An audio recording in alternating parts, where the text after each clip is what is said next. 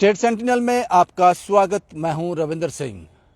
Caption आपने देखा होगा, खबर कोई और बनानी थी, बन कोई और गई। पत्रकार होने के नाते सच्चाई आप तक पहुंचाना मेरा फर्ज है। आप लोग दुविधा में रहे होंगे कि आपने सोशल मीडिया पे देखा होगा कि रविंदर रैना साहब की, भारतीय जनता पार्टी के प्रदेश अध्यक्ष रविंदर रैना साहब के घर की लाइट काट दी गई और आज वो बिजली विभाग के ऑफिस भी गए ताकि उनकी लाइट बहाल कर दी जाए। इस पर काफ़ी सवाल हैं। कुछ लोगों को गलतफहमी है कि कैसे रहा होगा, बिजली डिपार्टमेंट की इतनी हिम्मत हो गई कि वो रविंदर रैना साहब की लाइट काट दी गई। बड़े सवाल रहे होंगे। ये पूरी बात आपको बताऊंगा कि एग्जैक्ट हुआ क्या।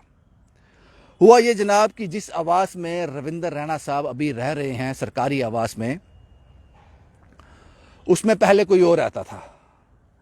जब उसने वो आवास वैकेट किया, खाली किया, तो रविंदर रैना साहब उसमें आ गए। अब वो कनेक्शन पुराना ही था बिजली का, वो कनेक्शन पुराना ही चल रहा था। शायद उन्होंने भी पे नहीं किया होगा, इसके बारे में हमें जानकारी नहीं है। लेकिन पिछले एक साल से, लगभग एक साल से 11-12 महीने से रविंदर रैना साहब वहां रह रहे हैं और बिजली का जो पेंडिंग किराया था वो 11-12 महीने से, उससे पहले का भी था।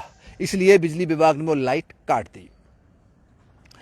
आज रविंदर रैना साहब बिजली विभाग के ऑफिस गए, शायद वो अपना किराया जमा करवाने के लिए, या फिर कोई टेक्निकल एरर, या फिर कुछ और।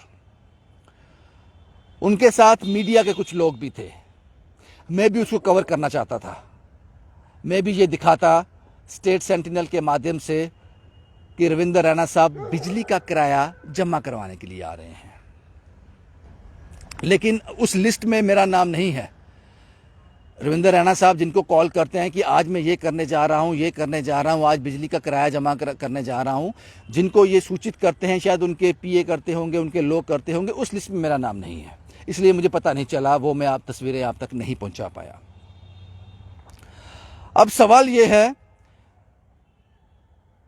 जो हमारे सूत्र हैं और पक्के सूत्र हैं, वो कहते हैं कि 11 महीने का किराया पेंडिंग था जब से रविंदर रैना साहब रह रहे हैं, और ये कनेक्शन पुराने आदमी के नाम पे था। और इसीलिए जब ऑर्डर निकला होगा तो उसमें रविंदर रैना साहब का नाम नहीं आया होगा, पुराने आदमी का नाम आया होगा जो इस आवास में पहले रहता था। वो भी पॉलिटिकल आदमी ही होगा या कोई ब्यूरोक्रेट होगा। तो ऑर्डर निकला कि ये बिजली का पेंडिंग है, काट दो। और लाइन मैन को पता नहीं कि रविंदर रैना साहब कहाँ रहते हैं, वो चढ़ा होगा पोल पे और काट दिया, और काट दी रविंदर रैना साहब की बिजली। ये जुर्रत कर दी बिजली विभाग ने। अब सोशल मीडिया पे आ गया कि किराया ना जमा कराने के कारण उनकी लाइट काट दी। ये तो बड़ी गलत बात होगी जनाब। हम सारी दुनिया को मैसेज दे रहे हैं कि सरकार के जो टैक्सेस हैं वो टाइमली भरो, तभी तो देश तरक्की करेगा, तभी तो जम्मू कश्मीर तरक्की करेगा। लेकिन हम लोग ही किराया नहीं भर रहे हैं। ये तो बड़ा गलत मैसेज चला गया। अब इस मैसेज को सुधारना था, तो इसके लिए वो 4-5 पत्रकारों को बुलाया गया। अच्छी बात है, मुझे फोन करते मैं भी जाता, इसमें कोई गलत बात नहीं है, ये खबर थी। लेकिन अब सियासत यहां तक पहुंच गई है कि हम पत्रकारों को इसलिए यूज करेंगे कि हम बिजली का किराया जमा कराने के लिए जा रहे हैं, और आप हमारे शॉर्ट्स लीजिए, हमारा वीडियो दिखाइए।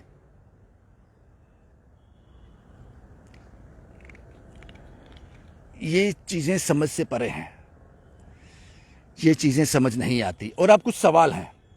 सवाल ये हैं कि जब रविंदर रैना साहब उस आवास में रहने आए, 11 महीने तक वहां रहे, क्या उनको हर महीने के बाद ये नहीं लगा कि बिजली का किराया भी देना है? और वो कनेक्शन उन्होंने अपने नाम पर क्यों नहीं किया? सबसे बड़ा क्राइसिस जो जूझ रही है आज जम्मू कश्मीर बिजली से। एलजी साहब कहते हैं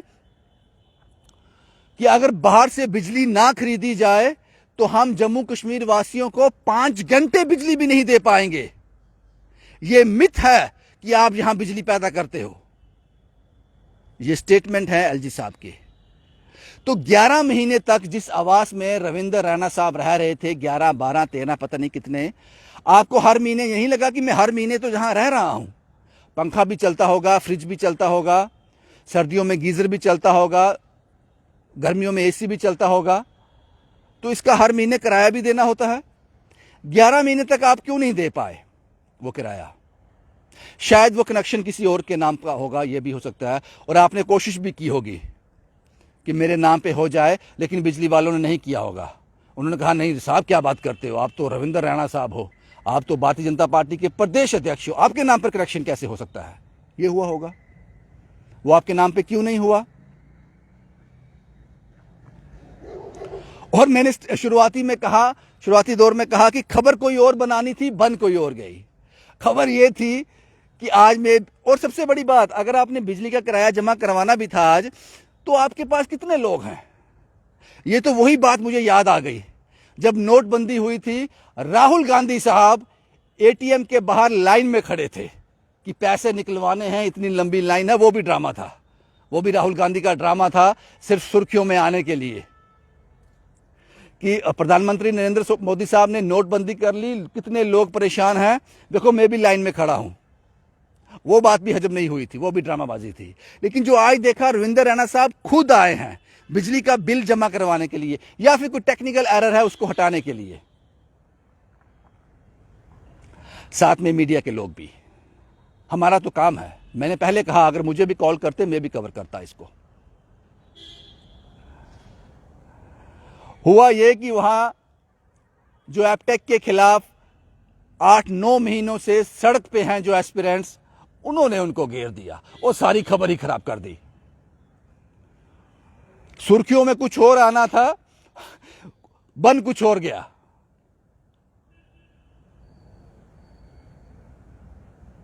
ये बात मैं आपसे हंस के कह रहा हूं, मजाक में कह रहा हूं, लेकिन दुख हो रहा है ये कहते हुए।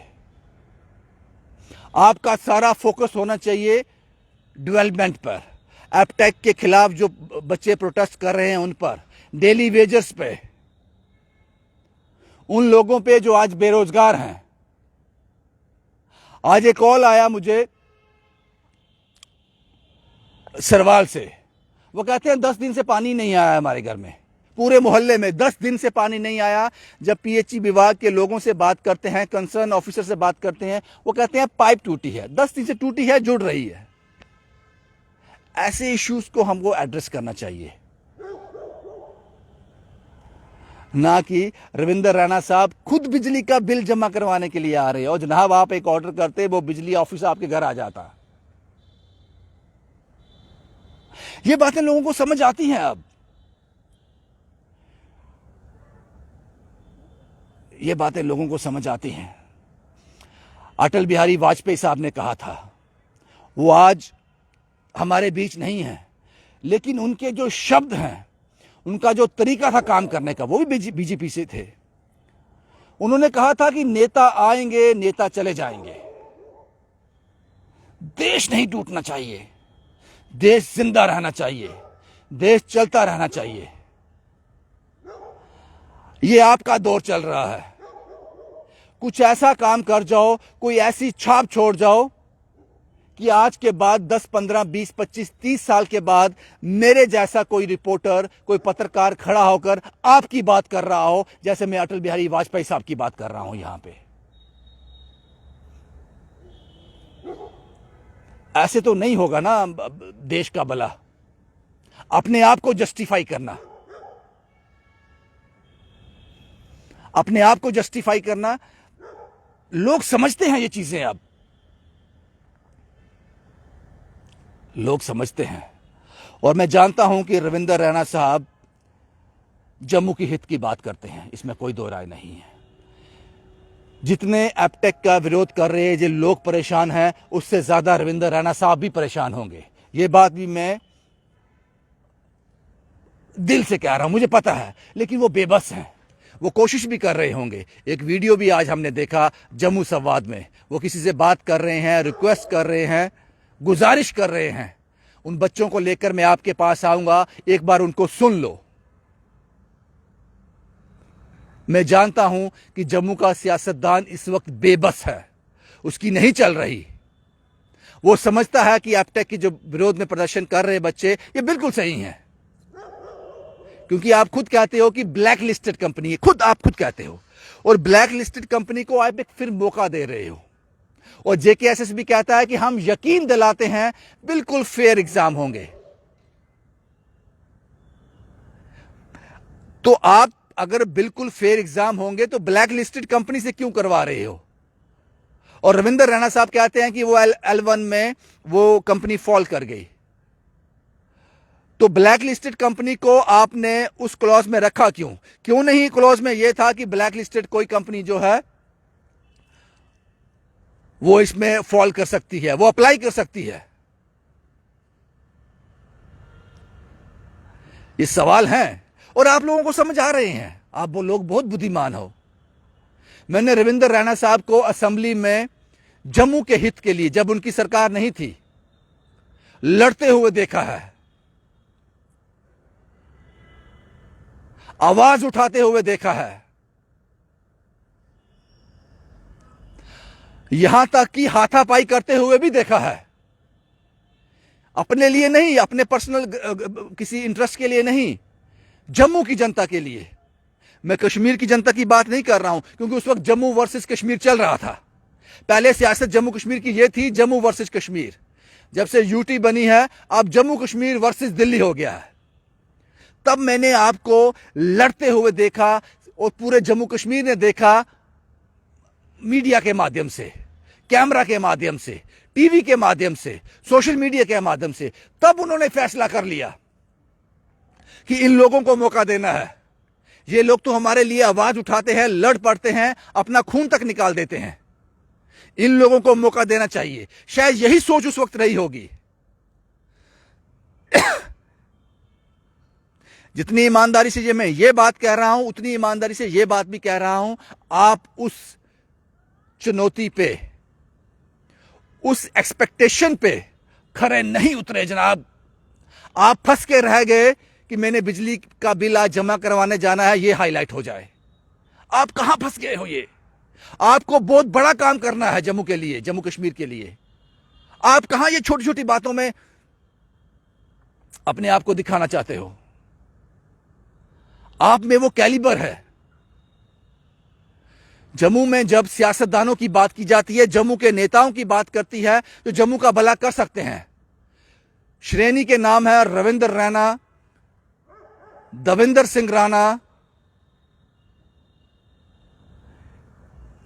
ये ऐसे नाम हैं जो कुछ करने का मादा रखते हैं। इनकी बात में वजन है, लोग इन पर यकीन करते हैं। लेकिन आप अपने रास्ते से भटक गए हो।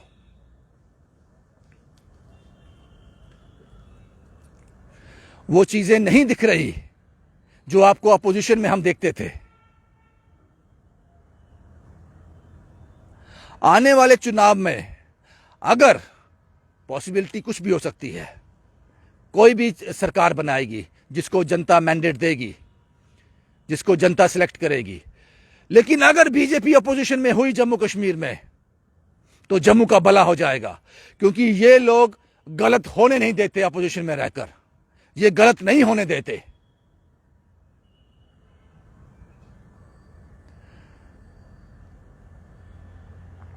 ये एक बहुत स्ट्रांग अपोजिशन है और अपनी बात रखने का जज्बा रखते हैं। ऐसी अपोजिशन ना कांग्रेस कर सकती है, ना एनसी कर सकती है, ना कोई भी पार्टी नहीं कर सकती जम्मू कश्मीर की, जो भारतीय जनता पार्टी की यूनिट करती है, जम्मू की यूनिट करती है। उसी अपोजिशन को देखते हुए आपको 25 का मैंडेट दिया था जम्मू के लोगों ने, लेकिन आप उसमें खरे नहीं उतरे। और मैं यह भी जानता हूं कि बागडोर आपके हाथ में नहीं है, आपकी नहीं सुनी जाती। कोशिश करते हो आप लोग। मैंने चौधरी लाल सिंह साहब से साथ इंटरव्यू किया था। मैंने कहा था मासूम है, उन्होंने कहा नहीं, लाचार हैं। मुझे लगता है कि उसमें कुछ गलत नहीं कहा उन्होंने। बड़ा सोच समझ कर ये वर्ड्स का इस्तेमाल किया था। लाचार वो होता है जो अपनी मर्जी से कुछ कर नहीं सकता, अपने लोगों का भला करना चाहता है लेकिन कर नहीं सकता। इसीलिए अब जम्मू कश्मीर में चुनाव होना बहुत जरूरी है। जब आप अपनों से कुछ मांगोगे तो उसको आप पे तरस भी आएगा, रहम भी आएगा और एक खिंचाव भी होगा, दिल से दिल का रिश्ता भी होगा। ये मेरा अपना है, गैरों से क्या मांगे जनाब। गैरों से क्या मांगे। इसलिए मैं जम्मू के सियासतदानों से अपील करता हूं, आप लोगों से एक्सपेक्टेशन बहुत हाई है और आपके कैलिबर भी वैसा ही है, आप कर सकते हो। ये छोटी छोटी बातें, बिजली का बिल जमा कराना, उस पर कवरेज लेकर उसको,